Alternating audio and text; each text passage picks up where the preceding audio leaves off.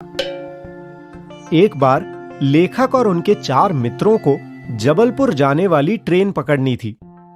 लेखक और उनके मित्रों ने पन्ना से बस पकड़कर सतना जाने का कार्यक्रम बनाया।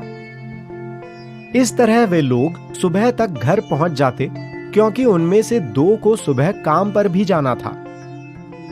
लेकिन कुछ लोग उन्हें शाम की इस बस से सफर न करने की सलाह दे रहे थे।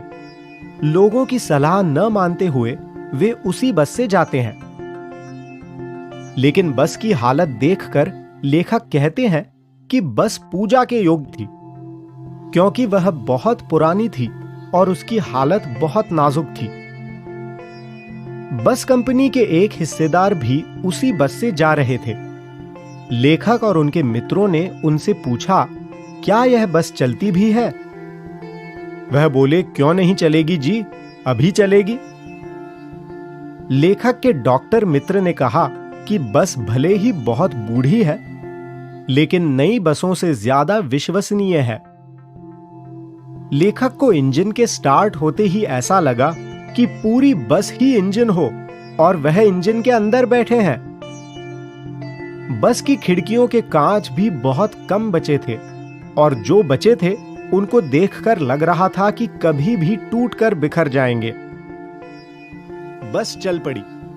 लेखक को बस को देखकर लगा कि यह बस गांधी जी के असहयोग आंदोलन के समय की लग रही है, क्योंकि इसके सारे पुर्जे एक दूसरे से असहयोग कर रहे थे। बस की सीट का बस की बॉडी से असहयोग चल रहा था। लेखक को लगता है कि वह सीट पर बैठा है या सीट उस पर। 8-10 मील की यात्रा के बाद बस रुक गई और पता चला कि पेट्रोल की टंकी में छेद हो गया है। ड्राइवर ने बाल्टी में पेट्रोल निकालकर उसे बगल में रखा और नली डालकर इंजन में भेजने लगा। फिर बस चली, लेकिन बस की रफ्तार अब 15-20 मील हो गई थी। लेखक का अब बस पर कोई भरोसा नहीं रहा था। लेखक बस की दशा देखकर सोचने लगे, न जाने कब ब्रेक फेल हो जाए या स्टीयरिंग टूट जाए। लेखक आगे पेड़ और झील को देखकर सोचता है, न जाने कब बस उससे टकरा जाए या पानी में डूब जाए। अचानक बस फिर रुक गई। ड्राइवर ने तरह तरह की तरकीबें की, पर वह नहीं चली। सविनय अवज्ञा आंदोलन शुरू हो गया था। कंपनी हिस्सेदार कह रहे थे, बस तो फर्स्ट क्लास है जी, यह तो इत्तेफाक की बात है।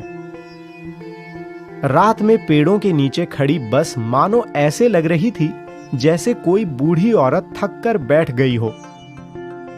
लेखक का मन आत्मग्लानि से भर उठता है और उनके मन में विचार आता है कि क्यों इस वृद्धा पर सवार हो गए। हिस्सेदार साहब ने इंजन खोला, कुछ सुधारा और बस फिर चल पड़ती है, लेकिन इस बार उसकी चाल और धीमी हो गई। एक पुलिया के ऊपर पहुंचे ही थे कि एक टायर फिस करके बैठ गया।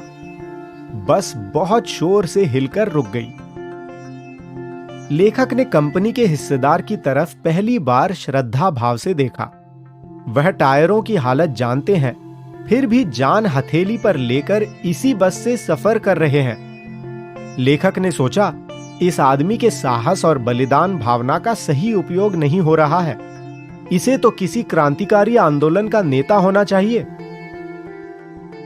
दूसरा घिसा टायर लगाकर बस फिर चली। अब लोगों ने वक्त पर पन्ना पहुंचने की उम्मीद छोड़ दी थी। अब सभी यात्रियों की बेताबी, तनाव खत्म हो गए। सब लोग बड़े इत्मीनान से घर की तरह बैठ गए। लोगों की चिंता जाती रही और हंसी मजाक शुरू हो गया। लेखक ने इस लेख के द्वारा उन प्राइवेट बस कंपनियों पर व्यंग्य किया है जो ज्यादा मुनाफा कमाने के लिए यात्रियों की जान के साथ खिलवाड़ करते हैं।